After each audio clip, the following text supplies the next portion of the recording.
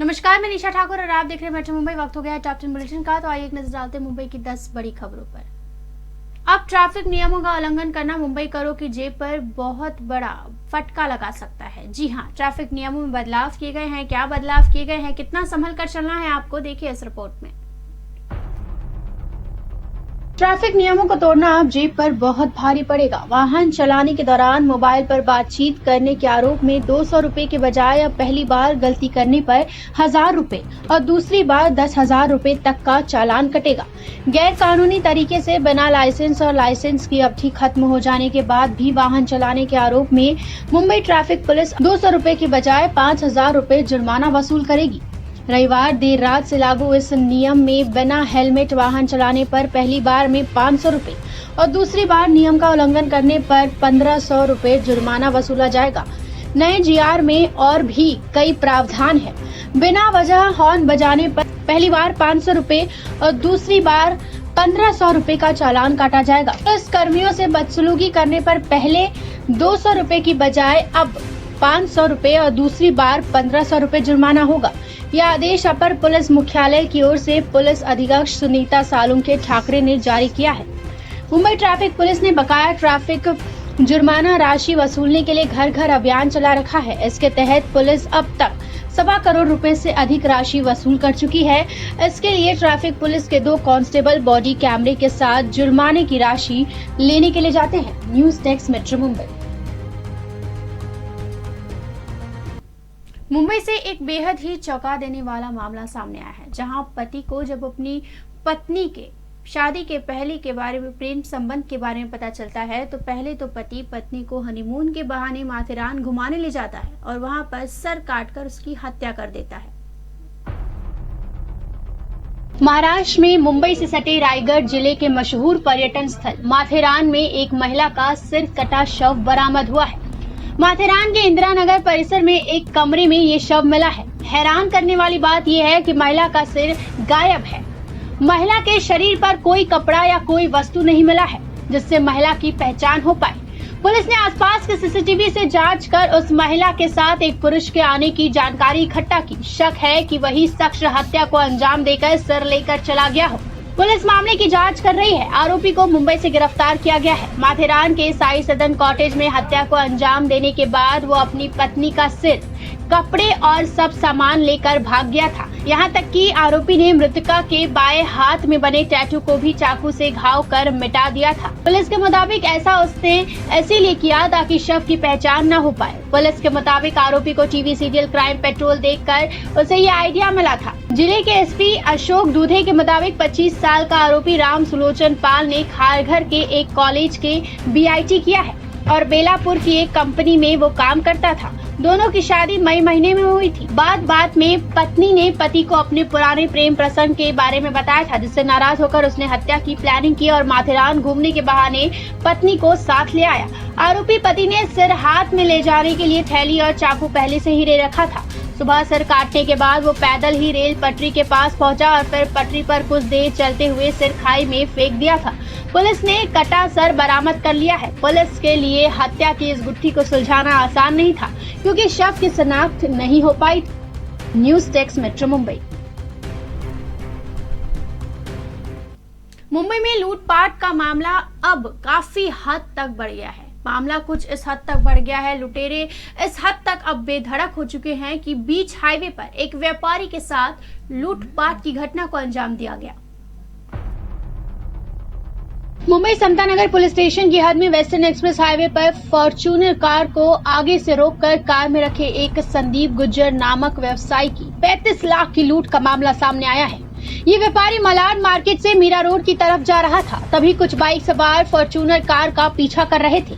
जैसे ही car times of India bridge के आगे मीरा रोड की तरफ बढ़ी, 2 बाइक सवार ने आगे से कार को रोका। जब पीड़ित संदीप ने कार को रोका तब उनमें से एक शख्स ने संदीप का कॉलर पकड़कर उसे बाहर निकालने लगे।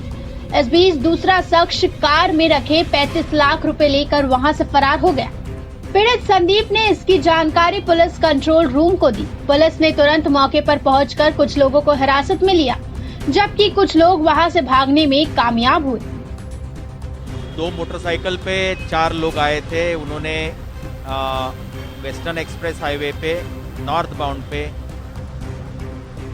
ये एक फॉर्च्यूनर का एक्सीडेंट हुआ, ऐसा बहाना किया और उसमें जो 2 लोग बैठे थे उनको गुमराह करके उसमें उन्होंने बिजी रखा और फॉर्च्यूनर का जो ग्लास है, ग्लास तोड़ के अंदर जो बैग रखी थी उसमें से जो पैसे लूट के चले गए। मौके पर उत्तर मुंबई प्रादेशिक विभाग के अपर पुलिस आयुक्त प्रवीण पडवल और डीसीपी जोन 12 सोमनाथ घारगे के अलावा समता नगर पुलिस स्टेशन के सीनियर पीआई आनंद राव हॉके पूरी टीम के साथ मौजूद थे। मौके पर पहुंचकर पुलिस ने कार को जब्त कर लिया है, जबकि बाइक सवार अलग अलग दिशाओं में भागने में कामयाब हो गए हैं। फिलहाल पुलिस मामले की जाँच कर रही है। दत्ता प्रसाद के साथ निशा ठाकुर, मेट्रो मुंबई।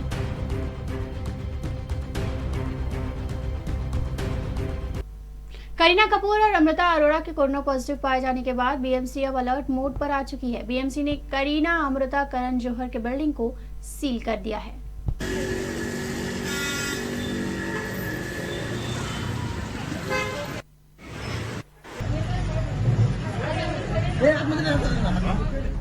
बॉलीवुड अभिनेत्री करीना कपूर खान और अमृता अरोड़ा के कोरोना संक्रमित पाए जाने के बाद उनके आवासीय भवनों में आरटी-पीसीआर टेस्ट किया जा रहा है। बीएमसी पूरे भवन परिसर में सैनिटाइजेशन भी कर रही है।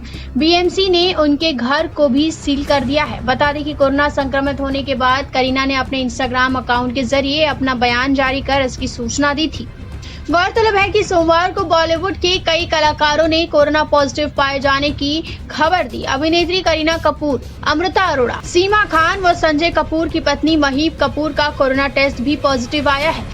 बीएमसी ने बताया कि सीमा खान में कोरोना महामारी के मामूली लक्षण थे। उनके रिपोर्ट 11 दिसंबर को पॉजिटिव आई थी। करीना कपूर और अमृता अरोड़ा भी उसी दिन कोविड पॉजिटिव आए थे। बता दें कि सभी लोग करण जौहर की ओर से आयोजित की गई पार्टी में शामिल हुए थे। अभिनेता संजय कपूर ने इसकी पुष्टि करते हुए बताया कि उनकी पत्नी महीप सिंह कोरोना संक्रमित है, लेकिन उनमें कोरोना संक्रमण के मामूली लक्षण है। फिलहाल इसके बाद अब बीएमसी अलर्ट मोड पर आ चुकी है। बीएमसी ने सभी लोगों को, जो लोग भी उनके संपर्क में आए हैं, कोरोना टेस्ट कराने की आदेश दे दिए हैं। News desk, metro Mumbai.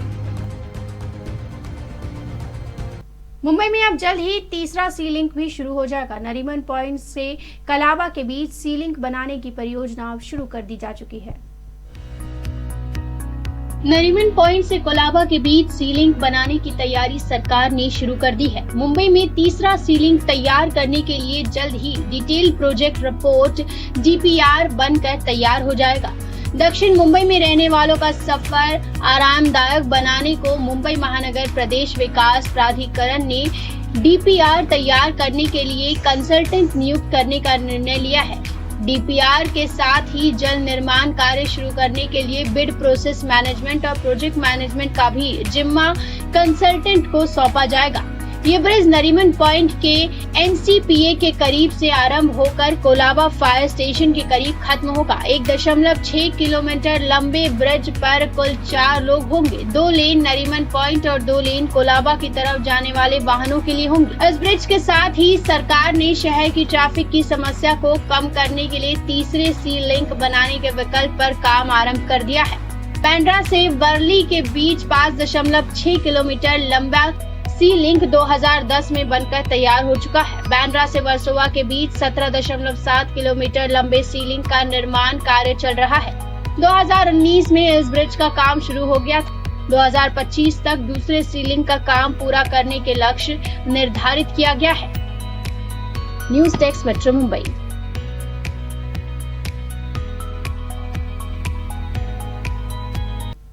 BMC ने आदेश दे दिया है कि मुंबई में कल से 1 से 7वीं कक्षा के स्कूल खुलेंगे, लेकिन कोरोना नियमों का पालन करना अनिवार्य होगा।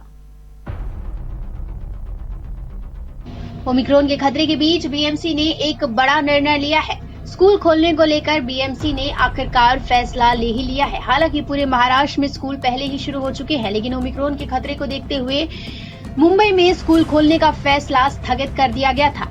डेट पोस्टपोन कर दी गई थी, लेकिन अब बीएमसी ने यानी कि महानगर पालिका ने 15 दिसंबर से स्कूलों को खोलने का आदेश दे दिया है। मुंबई में अब पहली से 7वीं कक्षा के बच्चों की स्कूल 15 दिसंबर से खुल जाएंगे। हालांकि अब तक स्कूल की तरफ से छात्रों को किसी भी तरीके की सूचना नहीं दी गई है, लेकिन बीएमसी ने साफ तौर पर निर्देश दे दिया है कि 15 दिसंबर से छात्रों के लिए स्कूल खोल दिया जाए, क्योंकि अब बच्चों की पढ़ाई में बहुत ज्यादा नुकसान हो रहा है। साथ ही निजी स्कूलों को ये भी निर्देश दिए गए हैं कि स्कूल के दौरान कोरोना नियमों का सख्ती से पालन किया जाए। कोरोना नियमों का पालन नहीं किया गया तो स्कूल पर कार्रवाई की जाएगी। News desk metro Mumbai.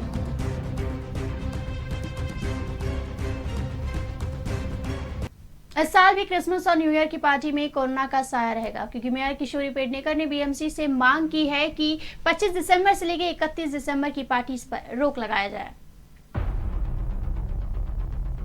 Bollywood की एक पार्टी के चलते कई सेलेब्स कोरोना से संक्रमित पाए गए हैं, जिसने बीएमसी की चिंता काफी हद तक बढ़ा दी है।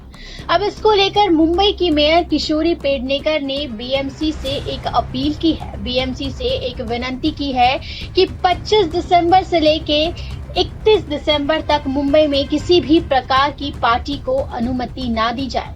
पार्टी से कोरोना के फैलने का खतरा है, यानी कि अब ये बात साफ हो चुकी है कि मुंबई में इस बार भी क्रिसमस और न्यू ईयर धूमधाम से नहीं मनाया जाएगा। मुंबई में इस बार भी क्रिसमस और न्यू ईयर की पार्टी पर कोरोना का साया मंडराते हुए नजर आ रहा है। हालांकि बीएमसी ने अब तक इस चीज को लेकर दिशा निर्देश जारी नहीं किया है, लेकिन मुंबई की मेयर किशोरी पेडनेकर ने जब अपील की है तो जाहिर सी बात है इस बात पर बीएमसी जरूर ध्यान देगी। साथ ही मेयर पेडनेकर ने ये भी कहा कि होटल्स में 50% क्षमता ही रखी जाए, क्योंकि न्यू ईयर और क्रिसमस के वक्त पर काफी बड़ी संख्या में पर्यटक मुंबई में आते हैं और धूमधाम से पार्टी होती है, जिसके चलते कोरोना फैलने का डर है। हाल ही में ग्रैंड हयात होटल में एक ग्रैंड कॉन्सर्ट रखा गया था, जिसमें भारी संख्या में लोग शामिल हुए थे। करण जौहर की पार्टी में शामिल हुई करीना कपूर, अमृता अरोड़ा, सोहेल खान, उनकी पत्नी और महबूब कपूर कोरोना से संक्रमित पाई गई है, जिससे अब बॉलीवुड में पार्टीज को कोरोना तक बैन करने पर भी फैसला लिया जा सकता है। News desk metro Mumbai. Mumbai में अब वैक्सीनेशन को रफ्तार देने के लिए नाइट वैक्सीन सेंटर्स भी शुरू कर दिए गए हैं। देश की आर्थिक राजधानी मुंबई में भी बीएमसी ने टीकाकरण में तेजी लाने के लिए विशेष प्रयास शुरू कर दिए हैं। टीकाकरण को जल्द से जल्द पूरा करने के लिए बीएमसी ने शहर में सोमवार से शाम 5 बजे से रात 11 बजे तक टीकाकरण केंद्र शुरू रखने का फैसला ले लिया है। रात को टीकाकरण केंद्र रेलवे स्टेशन के आसपास स्थित होंगे। बीएमसी के इस फैसले से मेहनती आम नागरिकों को काफी फायदा होगा। फिलहाल ये टीकाकरण केंद्र प्रायोगिक तौर पर शुरू किए जा रहे हैं। मुंबई सहित राज्य में टीकाकरण में तेजी लाने के लिए विशेष प्रयास किए जा रहे हैं। ओमिक्रॉन वेरिएंट की पृष्ठभूमि में टीकाकरण पर जोर दिया जा रहा है। ओमिक्रॉन के बढ़ते खतरे को देखते हुए मुंबई में रात्रि टीकाकरण केंद्र शुरू किए गए हैं। वर्तमान में मुंबई के प्रत्येक वार्ड में कम से कम 2 ऐसे टीकाकरण केंद्र स्थापित किए गए हैं। इस रात के टीकाकरण केंद्र से मुंबई के मजदूर वर्ग को काफी फायदा होगा। काम से घर लौटने पर उनके लिए टीका लगवाना संभव होगा। कई लोग सुबह काम के लिए घर से निकलकर रात में घर लौटते हैं, नतीजन कई लोगों के लिए टीकाकरण लगवाना संभव नहीं है। इसके अलावा कई लोगों ने वैक्सीन की पहली खुराक ले ली है, हालांकि समय की कमी के कारण उन्हें दूसरी खुराक लेने का समय नहीं मिला। इस रात के टीकाकरण केंद्र से उन्हें काफी फायदा होगा। News desk metro Mumbai. तो वक्त हो गया मुंबई के आज के कोरोना अपडेट का। एक नजर डालते हैं मुंबई की कोरोना अपडेट पर। मुंबई में आज कोरोना के 225 नए मामले सामने आए हैं। 206 मरीजों ने इस दौरान कोरोना को मात दी है। एक व्यक्ति की कोरोना के चलते जान गई है। 31,552 लोगों के कोरोना की टेस्ट की गई, जिसमें 225 पॉजिटिव पाए गए। वहीं एक्टिव मरीजों की बात की जाए तो मुंबई में इस वक्त 1,769 मरीज कोरोना से जूझ रहे हैं। रिकवरी रेट 97% है। डबलिंग रेट 2,563 दिन है। वहीं एक्टिव कंटेनमेंट जोन की बात की जाए तो एक भी मौजूद नहीं है और सील बिल्डिंग की संख्या 15 है। वहीं मुंबई में आज ओमिक्रॉन के 8 नए मामले सामने आए हैं, जिससे अब हड़कंप मच गया है। इसमें से 7 नए मामले मुंबई के हैं और एक वसई विरार से सामने आया है। वसई विरार में भी अब ओमिक्रॉन ने दस्तक दे दी है। News desk metro Mumbai. Antilia मामले में अब एक बड़ा खुलासा हुआ है, जहां सचिन वाझे ने पलटी मार ली है और अनिल देशमुख को क्लीन चिट दे दी है। महाराष्ट्र के 100 करोड़ चर्चित अवैध वसूली मामले में निलंबित पुलिस अधिकारी सचिन वाझे ने बड़ा खुलासा किया है, जिसके कारण पूर्व गृह मंत्री अनिल देशमुख द्वारा 100 करोड़ रुपए की अवैध वसूली मामले में नया मोड़ आ गया है। निलंबित पुलिस अधिकारी सचिन वाझे ने पूर्व गृह मंत्री अनिल देशमुख को क्लीन चिट दे दी है। वाझे ने कहा कि अनिल देशमुख ने कभी पैसे की मांग की ही नहीं। आज वाझे का बयान चांदीवाल आयोग के समक्ष दर्ज किया गया। मुंबई पुलिस कमिश्नर के पद से तबादला होने के बाद तत्कालीन कमिश्नर परमवीर सिंह ने मुख्यमंत्री को पत्र भेजा था। पत्र में आरोप लगाया गया था कि देशमुख ने पुलिस अधिकारी सचिन वाझे से 100 करोड़ रुपए की फिरौती मांगी थी, जिसके बाद अनिल देशमुख को फिरौती और मनी लॉन्ड्रिंग के आरोप में गिरफ्तार किया गया था। परमवीर सिंह द्वारा लगाए गए आरोपों की जांच के लिए राज्य सरकार ने चांदीवाल आयोग का भी गठन किया है। निलंबित पुलिस अधिकारी सचिन वाझे ने आज चांदीवाल आयोग के समक्ष जवाब दाखिल किया। अनिल देशमुख के वकील गिरीश कुलकर्णी ने उनसे बहस की। सचिन वाझे ने कहा कि अनिल देशमुख या उनके किसी स्टाफ के द्वारा पैसे की मांग नहीं की गई। इसके अलावा हमें किसी भी बार मालिक या उनके सहयोगियों से पैसे नहीं मिले हैं। News desk metro Mumbai.